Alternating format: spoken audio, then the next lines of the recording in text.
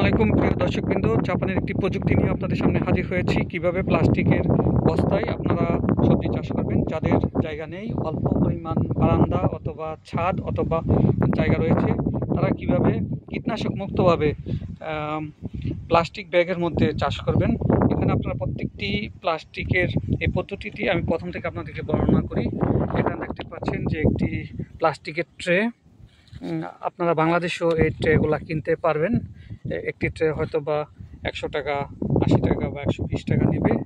তারপর এখানে দেখতে পাচ্ছেন যে একটি প্লাস্টিকের ব্যাগের মধ্যে কম্পোস্ট করা মাটি, অর্থাৎ আপনারা বাংলাদেশে আমাদের দেশের যে মাটি আছে সেই মাটির মধ্যে আপনারা urea, TSP, MP, zinc, boron মিশ্রিত বা গোবর মিশ্রিত মাটি আপনারা এরকম প্লাস্টিক বস্তার মধ্যে ভরে আপনারা কিন্তু সবগুলো নিউট্রিয়েন্ট আছে এরকমভাবে তৈরি করতে পারেন এবং এরকম বস্তার মধ্যে রাখতে পারেন।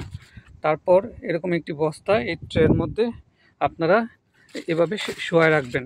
রাখার পর এই বস্তার একটি জায়গায় এখানে দেখেন যে ছিদ্র করে মেরিগোল্ড লাগানোর কারণ হয়েছে যে প্রত্যেকটি ট্রের মধ্যে দেখতে পাচ্ছেন যে মেরিগোল্ড লাগানো আছে। কী কারণে মেরিগোল্ড সেটি আপনাদের বর্ণনা করি, যে কীটনাশক যাতে না দেওয়া লাগে, উপকারী পোকামাকড় যেন আসে, সে কারণে কিন্তু মাঝখানে এই মেরিগোল্ড লাগানো হয়েছে।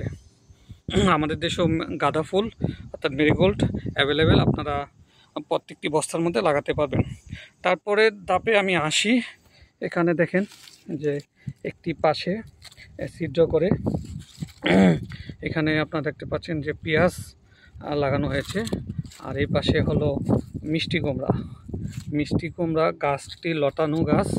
যখন একটি লতায় তখন আপনারা ক্লিপ দিয়ে, এই যে দেখতে পাচ্ছেন এই যে এই ক্লিপ দিয়ে আপনারা এভাবে যে ট্রেটি আছে ট্রের চারপাশে লতানোর ব্যবস্থা করে দিতে পারবেন। এবং আরেকটি মজার জিনিস এখানে যে এখানে কিন্তু অসংখ্য ফুল ধরেছে মিষ্টি কুমড়ার, আপনারা দেখতে পাচ্ছেন। এবং মিষ্টি কুমড়া, জাপানি মিষ্টি কুমড়া এখানে ধরাও শুরু করেছে। আর এখানে আপনারা যখন পানি দিবেন, পানি আপনারা এই যে ছিদ্র করার জায়গাগুলো আছে এখানে আপনারা পানি দিতে পারেন।